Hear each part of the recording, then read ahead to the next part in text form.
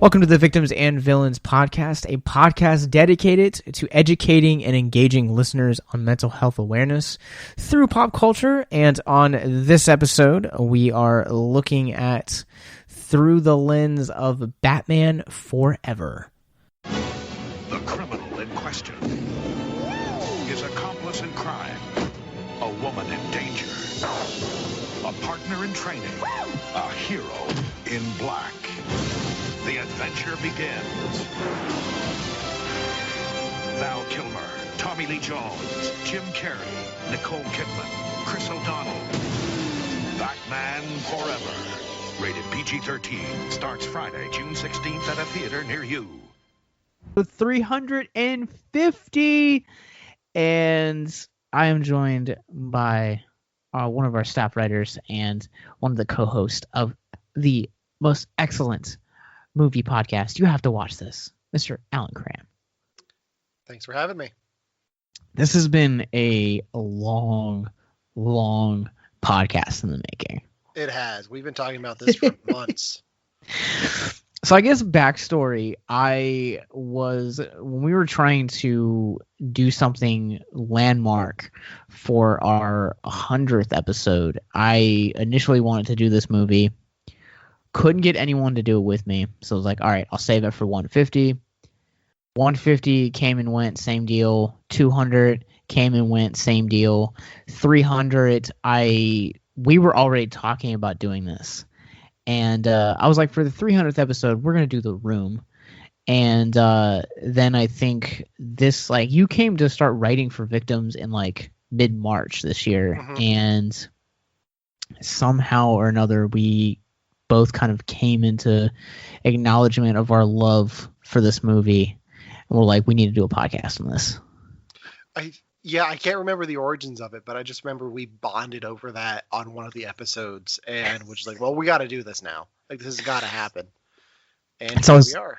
Yeah, so I was like, I always feel really bad for this movie because I feel like this movie gets overshadowed by the bonkers weirdness that is Batman and Robin because they're both Schumacher movies.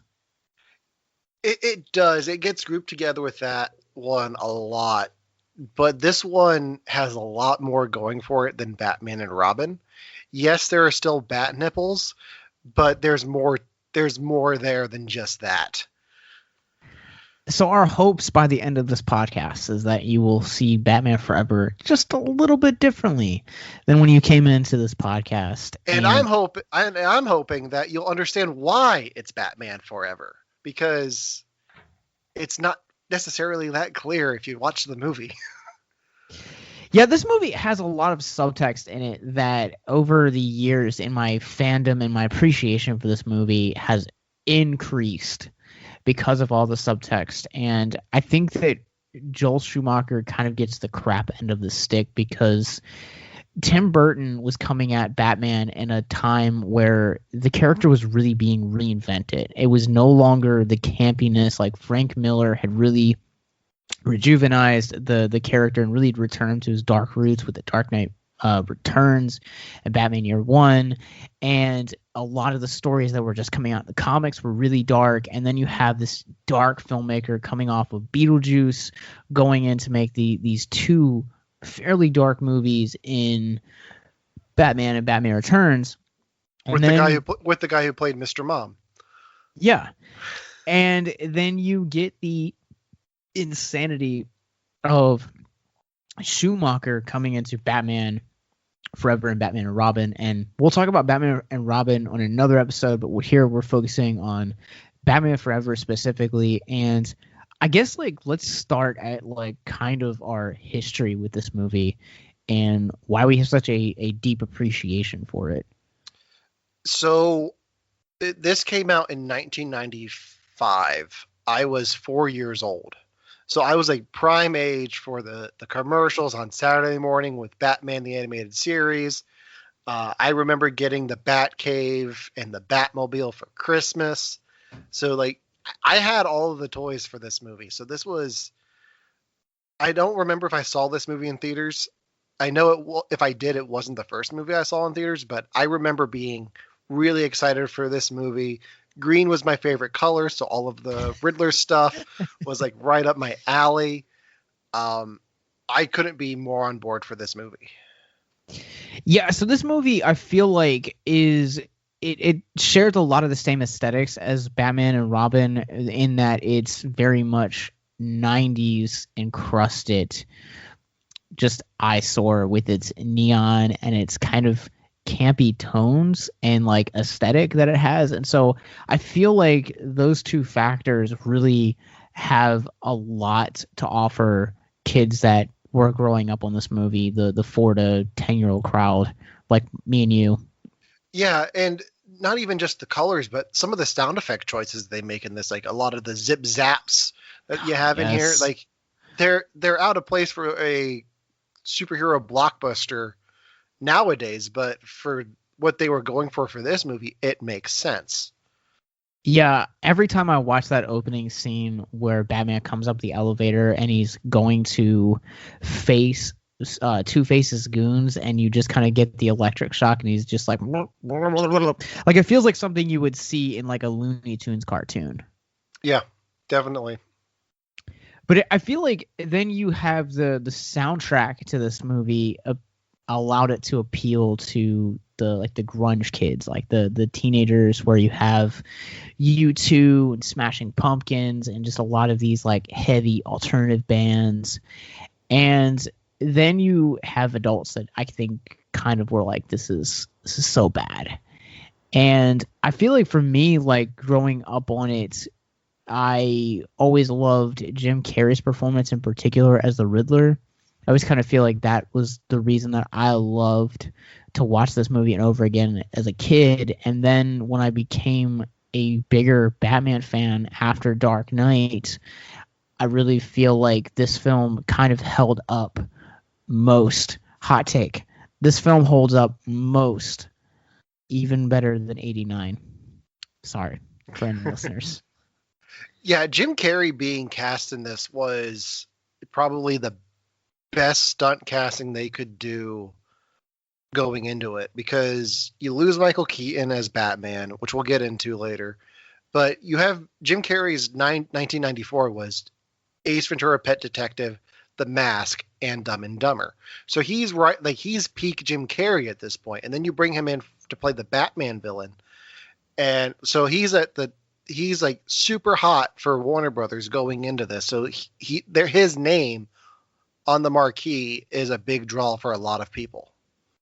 Which is and I was watching this last night, and it's such a weird turnaround to go from doing something like Dumb and Dumber and Ace Ventura: Pet Detective and The Mask, doing something as almost kind of like campy but yet dark as the Riddler, because the Riddler does have a lot of darkness to him. Again, it goes into that subtextual that Schumacher brings to these characters. And well, I guess we can talk about the director's cut that's supposedly out there. But I've done a lot of research into that, and the Riddler that we got, and even the Bruce Wayne that we got, is not the intended final versions of those characters. Yeah, we can get into that. Do you want to get into that now, or do we want to get into that later? I guess like let's go ahead and get into it now. Like, unless you wanted to talk about just kind of like some of the subtext that Carrey kind of brought into the Riddler character prior. I mean, so my wife was talking to me about this, and when I said I'm watching Batman Forever for a podcast, she didn't want anything to do with it. But she ended up watching most of it with me, and she's like, I'm just trying to figure out how this was people's gay awakening. And she came up with, it's the Riddler Bruce Wayne dynamic. Like, he's obsessed with Bruce Wayne because he's in love with him. So yes. So here's the thing about the Batman and Riddler dynamic that was originally introduced into the proposed idea for what was Schumacher's original version for Batman Forever, was you had a lot more of the dynamics. And I know by now it seems like so overdone to say, hey, we're gonna show you we're gonna show you the Waynes dying again. Like, we've seen it so many times, and in 1995 we'd only ever seen it one other time, and it entertained the idea of kind of doing a softer reboot of that, kind of like showcasing that. And then originally they were going to kind of show Edward Nygma equally in a way to where he was a kid of, just an abusive home, bullied at school kind of thing. And then, him kind of getting to see the parallels in Bruce's life and in his own life. That's kind of where that obsession starts. And we picked that obsession up in the film, where we're first introduced to Edward Nygma, where he's working and like his entire workspace is covered in Bruce Wayne memorabilia, and all of that stems from the actual intended childhood of the character. Yeah, it's really interesting. I didn't know about the shared background because I watched a lot of bonus features and I've done research into this movie before. I've never heard that part of it. So that's interesting. What I want to talk a little bit about the way they rearranged his introduction to this film. Okay. Do you know anything about this? So we were talking about this before, we were joking around about this before we started recording, but Peter David wrote a novelization version of this film that's actually based on the original script. Yeah. And I've read it, but it's been years since I've read it, and I don't remember the intended origin for his character. They pretty much shot the screenplay that novel's based on, but they rearranged a lot of the scenes. So the way the movie goes is you have the Bat suiting up, Two-Face robs the bank, and then you meet the Riddler. In the screenplay, it's Two-Face escapes at Arkham Asylum. Bruce Wayne's touring Wayne Industries, meets Edward Nygma, sees the bat signal, and then goes to fight Two-Face. In the movie, when he sees the bat signal, it's to go see Nicole Kidman on the roof of Gotham Central. Which I always thought was like later in the film.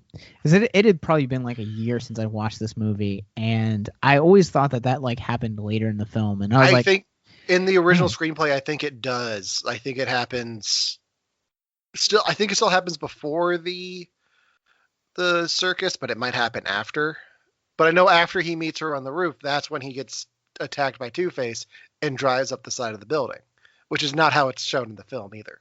So, yeah, and I guess let's kind of talk about Two-Face and some of the behind the scenes stuff that happened with them. And I texted you last night because one of the things that has always interested me about it, but I've never actually learned it myself, is the involvement that Tim Burton had.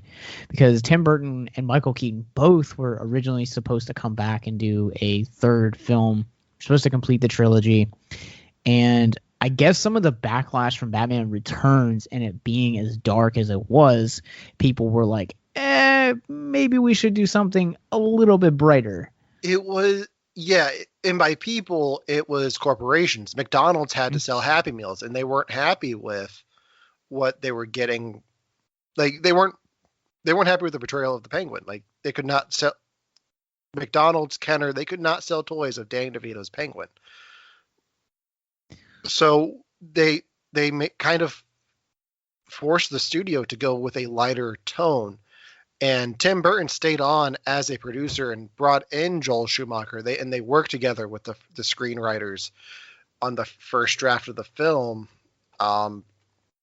So Tim Burton stayed on as producer and was able to help guide Joel Schumacher in the way that, like, they talk in the bonus features about having a meeting with the screenwriters and how Joel Schumacher said, well, this is a man torn between two worlds, and Tim Burton's like, okay, you get it. Like, this is where we're going to go with this. So he kind of stepped away to go do Ed Wood and work on other things and produce. So he stepped out of the director's chair, and around that time is when Michael Keaton stepped away too, because Joel Schumacher was interested in doing a year one story, which would tell the origins of Batman. And Michael Keaton was intrigued by that. But when the studio said no to that, they wanted a sequel, not a prequel, Keaton kind of left. And it's kind of a shame that he left, but I'm also glad that he did, because I feel like Kilmer is a underrated Batman. And again, I think that kind of comes in the fact that we couple Batman Forever and Batman and Robin together. I would say he's more of an underrated Bruce Wayne than he is a Batman. That's fair.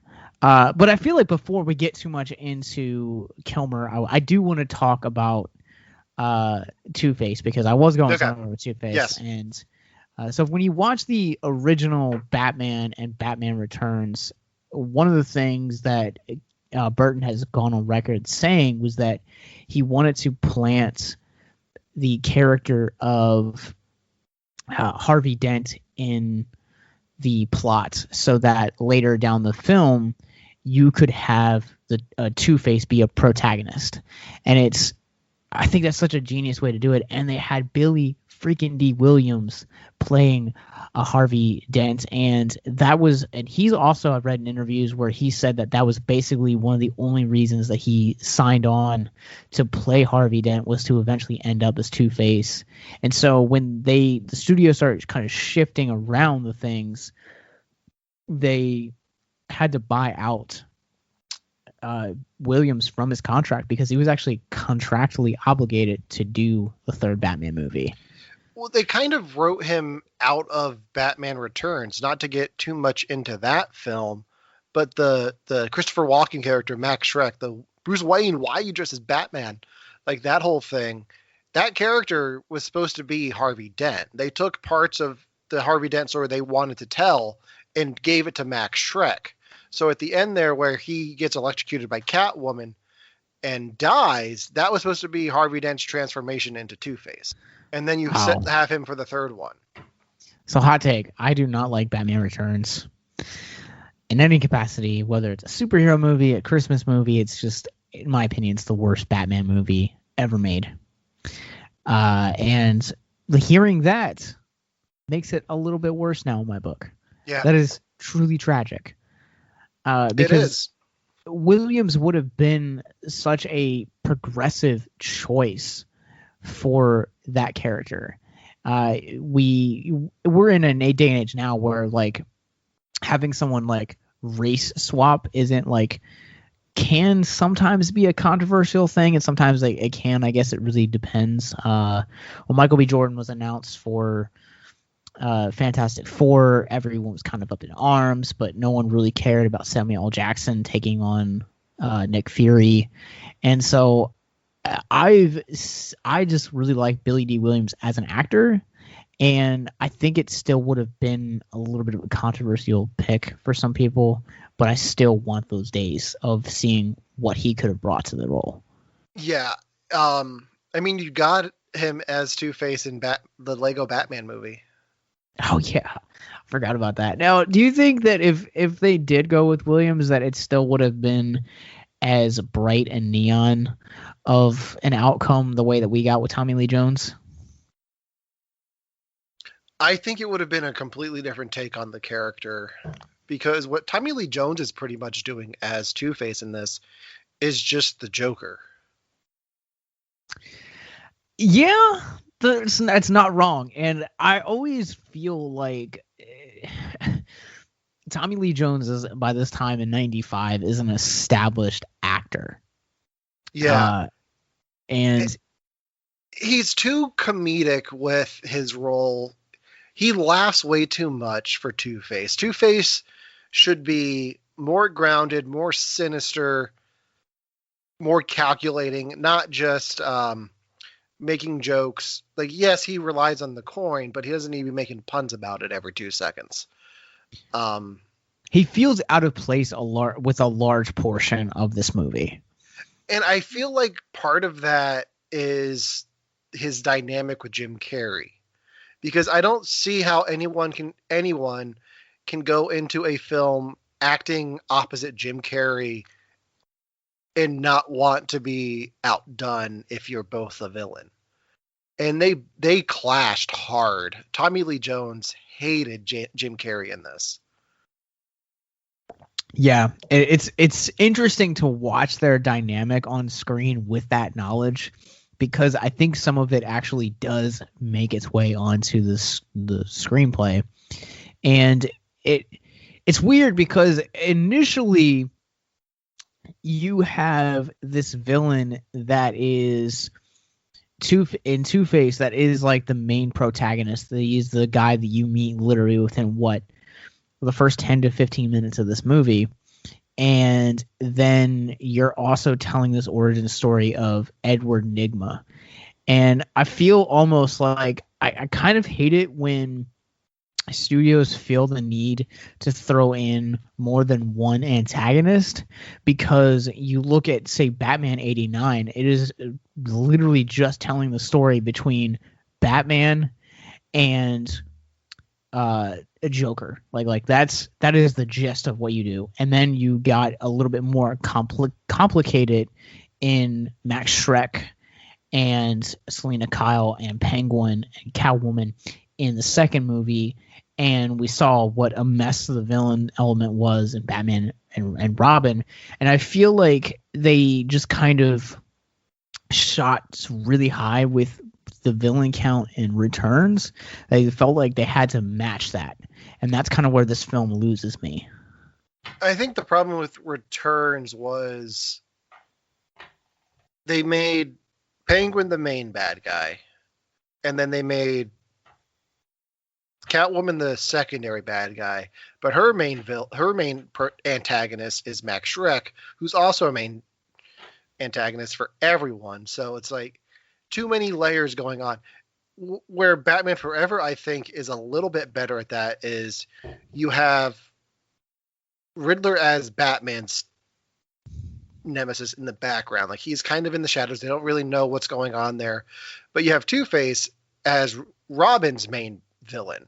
He wants to hunt down Two-Face to avenge his family. He wants him dead. And where the conflict comes with Batman there is Batman trying to talk down Robin from trying to kill him. Like, this isn't what you want. So I think it's a little bit more streamlined and clear on who the villains are, because you have two clear heroes. And you can say Catwoman's a protagonist in Batman Returns, but it's a little bit more of a gray area, whereas Batman and Robin are both the heroes of Batman Forever. That's fair. And so I want to take a quick commercial break real quick. We're going to come back and do some more trivia and discussion on Batman Forever. And just so you guys know that with 350 episodes, we are also dropping 2 other brand new spanking episodes to celebrate today. We're doing Batman and Robin as well, and we sat down with Brandon Cronenberg to talk about his brand new movie, Possessor. So go check that out wherever you guys are currently listening or streaming podcasts right now. Make sure to subscribe while you're there so you never miss a hope-filled moment. We'll be right back. If you or someone you know is listening to this podcast right now and you're struggling with suicide, addiction, self-harm, or depression, we encourage you guys to please reach out. This is the heartbeat of why we do what we do. Suicide is currently the 10th leading cause of death in the United States, and as of this recording, there are 132 suicides that take place each and every day on American soil. And when you scale back internationally, there are 800,000 successful suicides. That is one death roughly every 40 seconds. So if you or someone you know is struggling, you guys can go to victimsandvillains.net/hope. That resource is going to be right in the description wherever you guys are currently listening or streaming this. There you'll find resources that include the National Suicide Lifeline, which is 1-800-273-8255. You can also text HELP to 741-741. We also have a plethora of other resources, including churches, getting connected with counselors, LGBT resources like the Trevor Project, and also veteran hotline as well. Please, if you hear nothing else in the show, understand that you listening to this right now, have value and worth. We get it. Suicide, depression, mental health, these are hard topics, and the stigma around them doesn't make it any easier. But please consider the resources right in the descriptions below, wherever you guys are listening, because, once again, you have value and you have worth. So please, stay with us.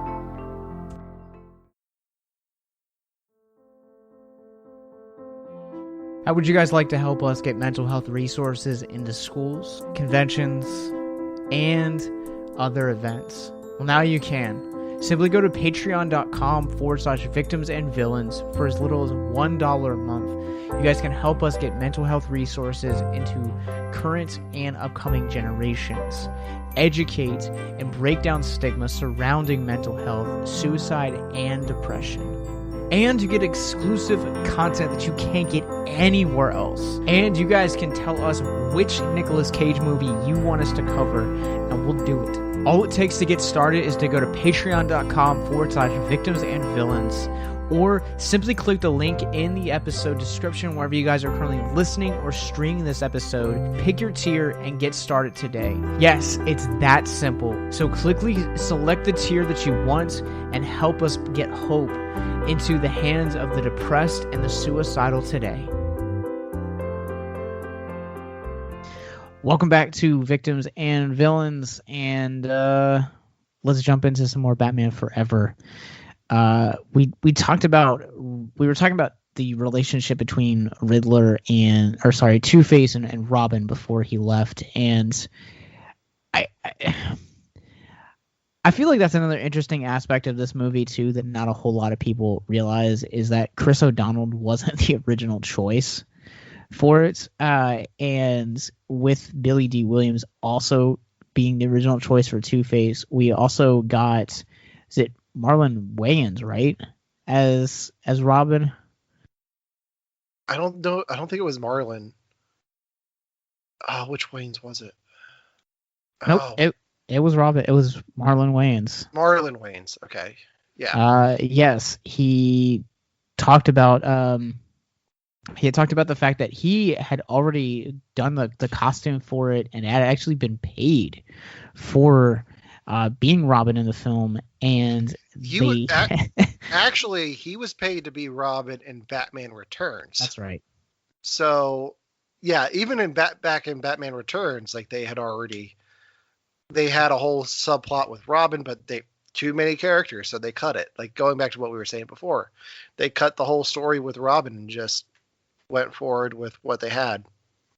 So another reason I feel like we need a director's cut for this movie is this movie originally was the length of The Dark Knight Rises, which is about 2 hours and 45 minutes. And this original version theatrically that we have seen is a little over 2 hours, if not a little shy of 2 hours. And that means there's 45 minutes of footage that we just have not seen yet. And this original take was supposed to be like darker, which excites me. Now, I saw the version of this that you watched on your DVD. Did you watch any of the deleted scenes that came with that? Yeah, so the thing about that is that there's not a whole lot that they've released in terms of deleted scenes. What they released is weird though, because there's one scene where Batman's driving in the Batmobile and he gets an alert on his computer and he runs up these stairs because he's Batman, because he uses stairs. He doesn't have like a grappling hook or anything. He runs up these stairs and he just bursts in on this beauty salon and all of these women getting their hair done. And it's like, they all look at him like, did you come in to get your ears cut? Like it's bizarre and it makes no sense to anything in the movie. But I swear to God, that's an actual scene that they cut. There's some more stuff with Robin, or with Dick Grayson and Bruce Wayne in the house before he discovers the Batcave, and just like Bruce Wayne trying to reach out and be helpful to Dick in his time of need. And but I think the most interesting scene that they cut is the giant bat sequence. Thank you for mentioning. That is the one that really, so after Bruce gets shot in the head, or it gets like grazed, I guess is a better term. Like he falls to amnesia, and the theatrical cut like alludes to it, but there's like this entire sequence that they cut where like he has this like dream sequence with the bat to where he's coming into like the realization of like who he is again. Yeah, so in the film, there is a moment where Bruce Wayne's shutting down the Batcave. And there's another deleted scene that shows the news in Gotham saying if Batman really wanted to help the city, what all he would do is retire. Stopped all these masked freaks from coming into the city and causing all this crime. He'd retire and just let it'll all stop. So that's why Bruce Wayne gives up being Batman. He puts everything away because he doesn't want to hurt the city any more than he already has, and he doesn't want Dick Grayson to go down the same road that he did. So when he decides to tell Chase Meridian, Nicole Kidman's character, that he's Batman and about all of this, they get attacked and he loses his memory, which leads to the Batcave scene that we were just talking about. And where the screenplay and the film differ is Bruce Wayne talks about a repressed memory, and they never really touch on it in the film. But the repressed memory, it has to do with his dad's journal, which they allude to in all of these flashbacks. Little Bruce Wayne running with this red journal. And in the journal, it says, Bruce is insistent that we go to the movies tonight. Martha and I don't want to go, but to make Bruce happy, we're going. So Bruce Wayne finds himself responsible, blames himself for his parents dying because he wanted to go to the movies that night. Having this realization makes him realize why he's Batman and why he is Batman forever. All right. I never like looked at that subtextual context. It's not subtextual. Like the deleted scene, like there's like a close up of the journal and you can't really see what it says. All you see is Bruce's eyes, because they do a really weird thing with the lighting. It just shines on his eyes, and he's like, "I killed them. I'm responsible." They never really tell you. I feel like there should have been a cut scene or voiceover that says what the journal entry was, but you have to look very closely and like pause and like zoom in. That's what it was. It was Bruce wants to go to the movies tonight. And that's what triggered him running away and falling into the cave and becoming Batman. And is it fair to kind of say that this film feels a little bit misunderstood by the general audience?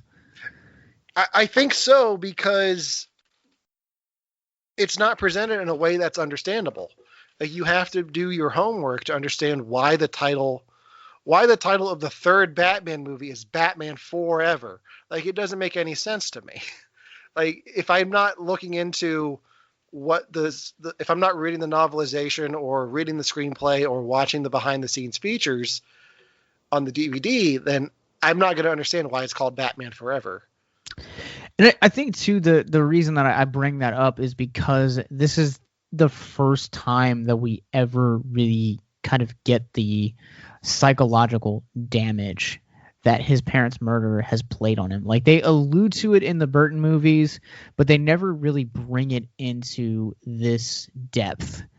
And when you are adding in the aspect of Dr. Chase Meridian, who just happens to be a psychologist, it's a fascinating duality that he's trying to grapple with, of coming to terms with how he ended up taking up the cape and cowl and why he continuously does it.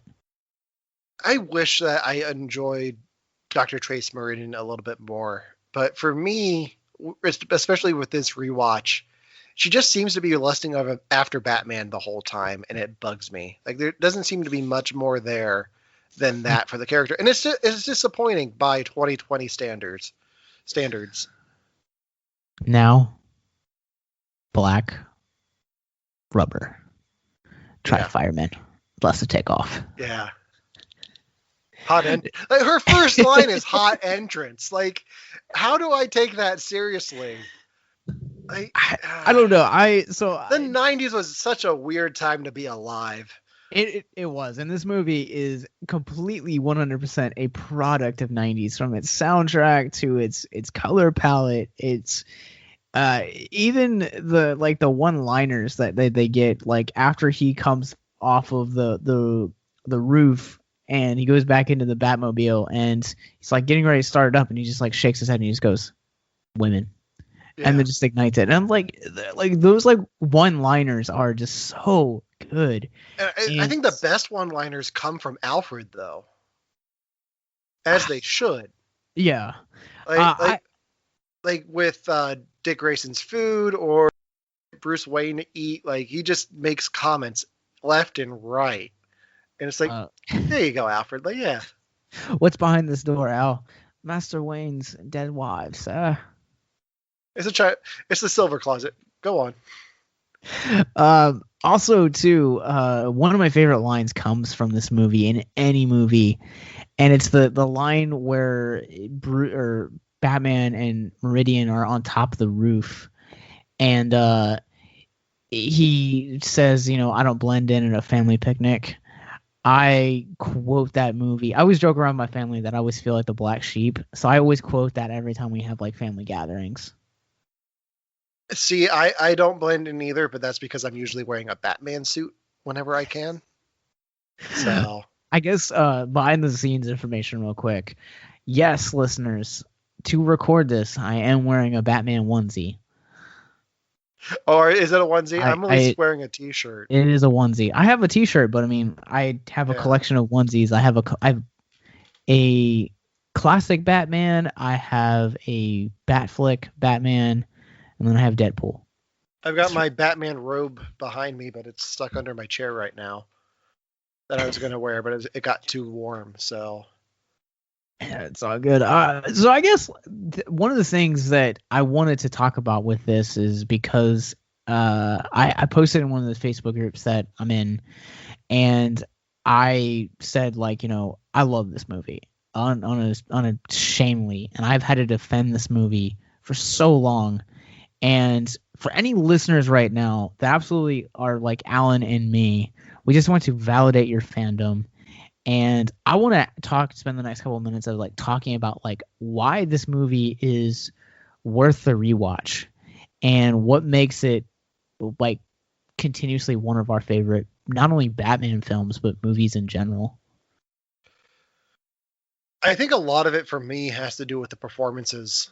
Like, we talked a bit about Tommy Lee Jones just doing a Joker, and that, take it or leave it, that's what it is. But I think Jim Carrey's Riddler is very interesting to watch. He's comedic at times, like you would expect from Jim Carrey, but you also see elements of the dark Jim Carrey that you'd see later on in like the number 23. Like, it's there. He's actually acting in this. It's not just him bending over and talking out of his ass like he does in Ace Ventura. He's actually putting in the work here. Val-Kilmer is one of my favorite actors of all time, and he gets the short stick a lot when it comes to his Batman. His Batman's okay, but his Bruce Wayne is phenomenal, especially if you watch the deleted scenes and see him actually process a lot of the things that they had going on for Bruce Wayne in this. And then the Batmobile alone is definitely like fun to watch. So the Batmobile in this movie is probably one of my favorites.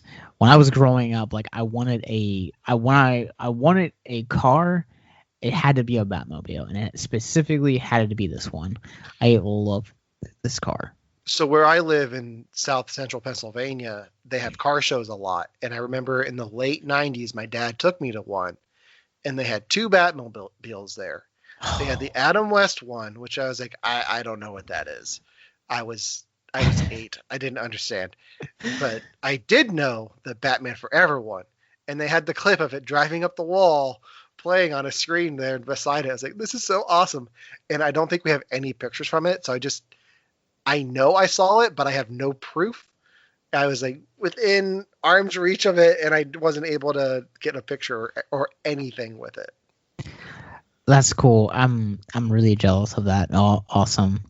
Also, just so you know, no, I think for me the reason that I love this movie is not only the nostalgia factor, but like you had said, like Jim Carrey in this is so freaking good. I don't know any other actor that could leave a mark on cinema the way that he did, um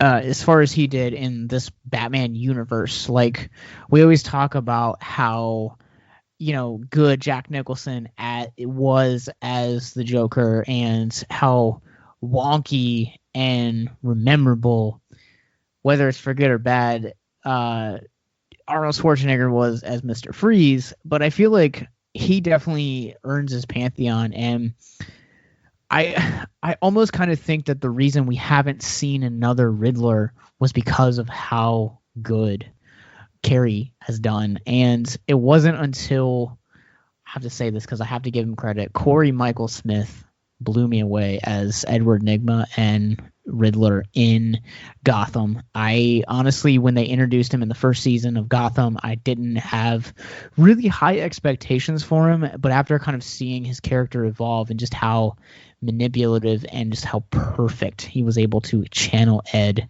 and Riddler, he was so good that he really kind of felt like I wanted to see more of his character. I have so many mixed thoughts on Gotham. Oh, as a whole, I have many mixed thoughts. I'll leave you with one. Do you remember when they introduced Man-Bat in the one season finale going into the final season? Yep. The writers don't, because they never addressed it. They teased him and did nothing with it. So there are two other things that I want to talk about that make Batman Forever memorable for me. One is the music. How does the score? How do you rank the Batman Forever theme up there with Hans Zimmer's Batman v Superman and Danny Elfman's and Hans Zimmer's Dark Knight stuff? So the score for this one, and it was done by, was Jerry Goldsmith or Elliot? No, Elliot Goldenthal. I knew it was Gold something. I really like his script. It's very brash and it's very theatrical. And when you juxtapose that with the actual artists that they were getting with U2 and Seal, I really feel like it completes the package. I did a lot of homework into the production behind how the score for Dark Knight was done. So that's kind of like my penultimate, let me rephrase that. That's like the ultimate magnum opus Batman score, even higher than Danny Elfman's Burton score. Okay. I love Hans Zimmer, and I can never remember the other guy's name that did the Dark Knight, that up there, but I feel like James Howard Newton. So sorry. He's such a talented guy. I'm super sorry. I hope you don't hear this. I hope you do hear this. Because that would be really cool. I love your work in Unbreakable. But also, I would say that this is kind of right up there with it. I just love how this movie's very theatrical, and this score reflects that so well.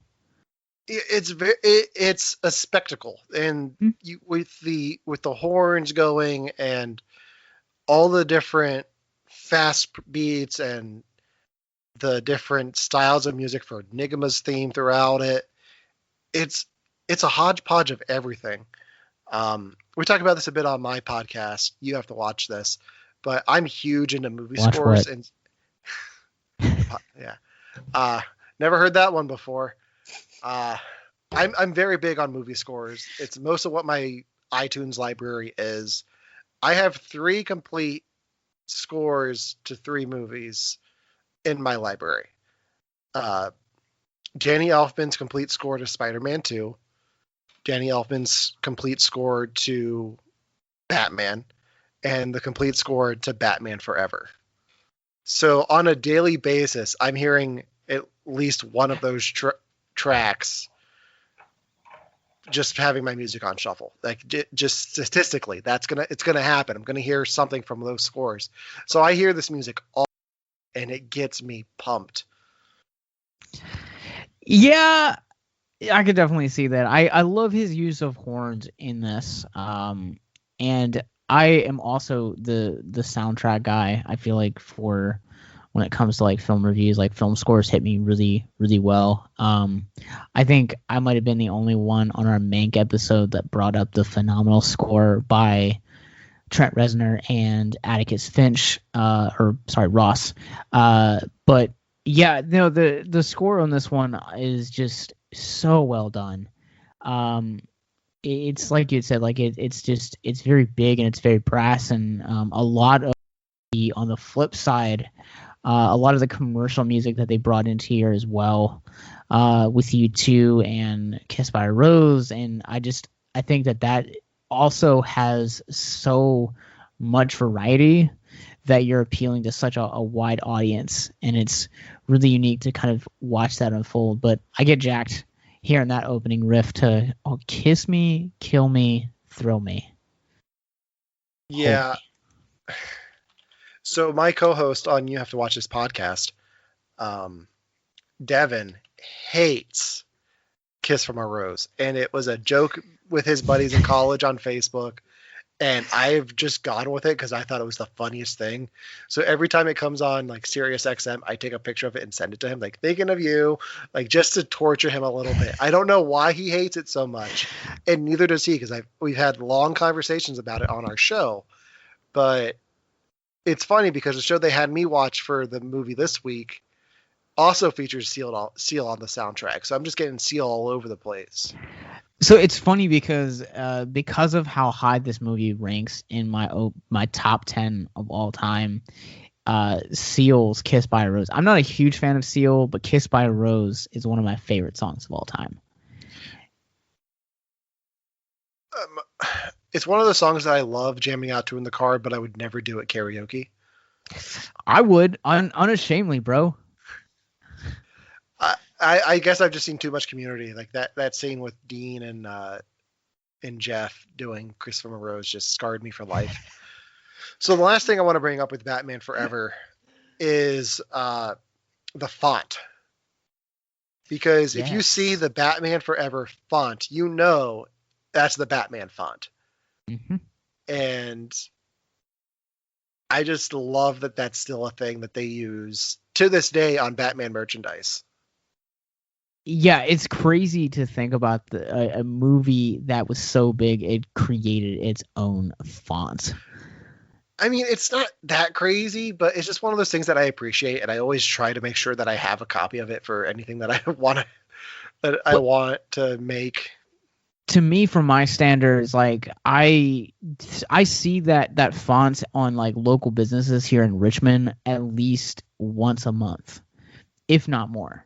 So it's something that's still predominantly used, but like I can't point to another like movie, and like with the exception of maybe the Avengers, and think about like fonts like being used for like local businesses or like still merchandise today. Yeah. So like that's where I'm coming at it from. Like I think it is kind of like a big deal in that regards. But yeah, it's just one of those things that is amazing to me that you still see it all over the place, especially at conventions. Like people use it to try to draw people in, and it works. So do you have anything else on Batman Forever? I think I would be really remiss if we didn't kind of talk about some of the mental health themes that this movie touches on.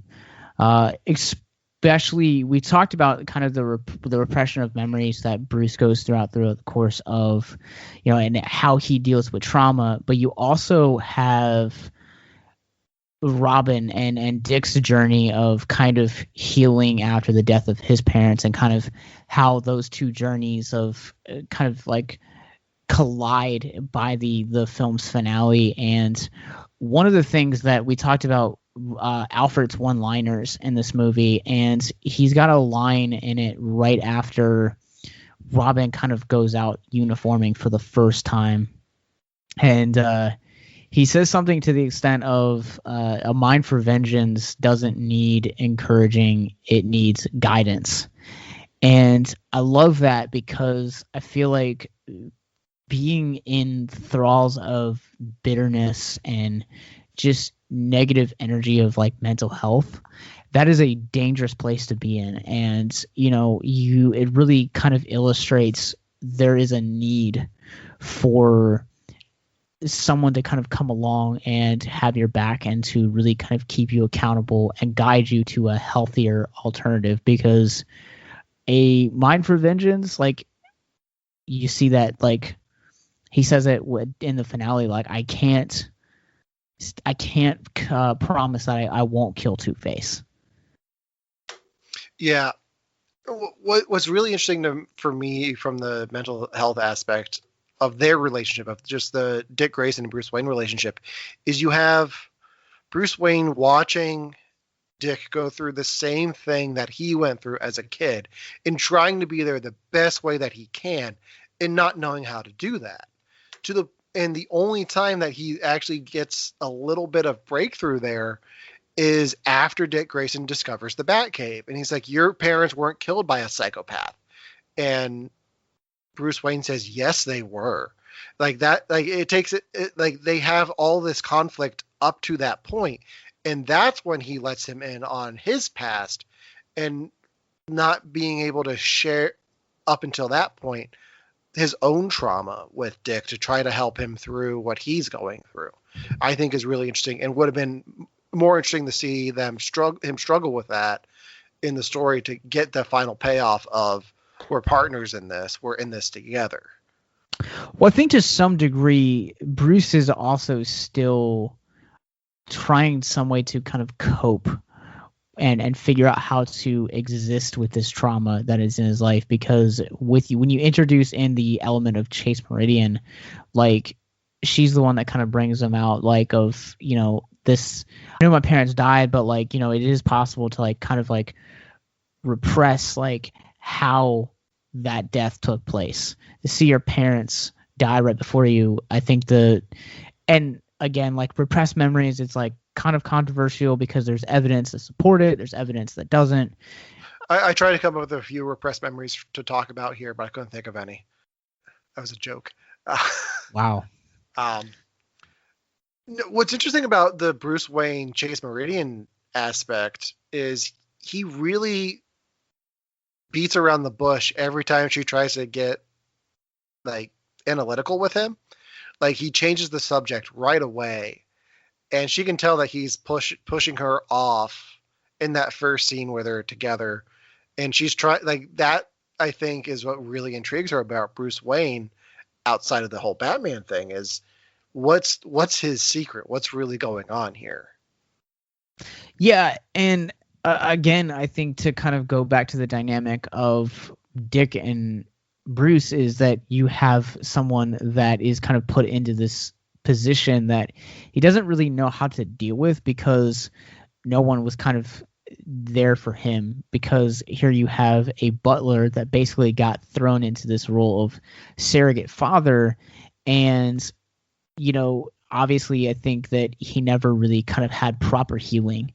And you've seen like the Batman origin story, and like the Year One style story has been done to so many different capacities, whether it's been the animated series, whether it's been the comics, whether it's been the movies, or a number of other mediums. They've all kind of showed how he's responded differently to him, and I don't think that he's ever had someone to kind of come alongside of him and show him how to heal. And Batman is kind of almost like this cathartic way of dealing with that. And the scene from Mask of the Phantasm where he's at the grave and he's like, I just wanted you to be proud of me, make you happy, I think is kind of the closest we've ever seen to him. So it's interesting that he's kind of thrust into this like surrogate father role himself, similarly to the way that Alfred was, and how he's kind of coping with that, and throwing in all of the Chase Meridian stuff as well is super interesting to kind of see how that plays out, because all of three of their arcs eventually converge in the end. Yeah, Bruce Wayne definitely has a hobby of picking up orphans and taking them in under his wing. Yeah, I saw a sketch online, and I wish I could remember who did it, but it was Batman, Superman, and Shazam talking, and Shazam's like, "Okay, guys, now watch this," and then he changes back into Billy Batson, and then he's like, "Yeah, I'm actually just this orphan kid," and Bruce Wayne's just like, Batman's like, "I'm adopting you, like you're becoming my ward." So I'd be down to see that ward, to just kind of see Batflick and Zachary Levi do a movie together where that's a thing. Make it happen. Warner Brothers. If Zack Snyder gets his Justice League 2, which actually brings up something I wanted to talk about with Batman Forever. So it's been confirmed that Michael Keaton is coming back for the Flash movie. Mm-hmm. How do you see them dealing with the change of Batmans after Michael Keaton? Do you think they address it at all? Do you think we see a Val-Kilmer bat suit or anything? That's an interesting thing to think about. I feel like I've said interesting a lot on this podcast, and I'm super sorry. But I've given this thought because we talked about this with DC Fandom back in August, where he was actually supposed to have, like, he tweeted out and was like, "Yep, the news is out there. Like, I'm going to be on this Fandom thing." And then August came and went, and there was no Kilmer. And then there was the second version of it where they mostly just did like reruns of the first one, and then like did some like comic stuff, and there was still no Kilmer. And so we don't know kind of where he lies.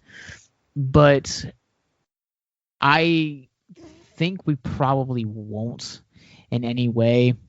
I think in some ways, if we do get confirmed that there are other Batmans, it'll just be like a shot of the suit, because I think that Warner Brothers really is kind of embarrassed by these Schumacher films. I think that's the reason we probably will sadly never see a director's cut of this movie. If you really want to see the extended cut of this, I know that it's out there. People have done it. I'm kind of interested in using my video editing experience to do one myself, because the deleted scenes are there. I've got the whole score. Like, I'm kind of like, yeah, well, it'd be fun to go ahead and put that all together and rearrange the movie, and just as a little fun experiment, and totally not break any copyright laws. You do that, and we'll do a movie night. Yes. But no, so one of the things to keep in mind too about that theory is that Kilmer actually could be the same Batman as Keaton, because up until the very last fight, Kilmer has Keaton's bat suit. Mm-hmm. Well, he has the bat symbol. The suit's different because the suit is more. I think he's a larger man too, so maybe the suit features more muscles and more actual anatomy than the. I was just gonna say, just beat around the bush. Just say bat nipples. Bat nipples, yeah. It's got the bat nipples, but no, it's not. It's more than just the nipples. It's the pecs, it's the abs. Whereas Michael Keaton's bat suit was just armor. It didn't really have the body like that. That's fair. That's a good comparison too. But the chest plate is the same. It's the same one from Batman Returns. So yeah, he does have the black and yellow chest plate. And Meridian also makes the offhanded comment, do I need a vinyl skin tight suit and a whip? And he goes, "Oh, I see you've done your homework." Yeah. And so that kind of almost alludes that the two are kind of often the same. And I always I always think they are the same. So yeah. I'm just curious how they address that in a Flash movie, or if they don't, or I think to some extent they won't. I think that we're only going to see Batman of Two Worlds, and that will be Batfleck and Keaton. So I think I feel like if anything, that'll be a fun nod for fans of Batman Forever and maybe something to Batman and Robin. Nothing big, just like something in the background, like the like a picture of the Batmobile or something.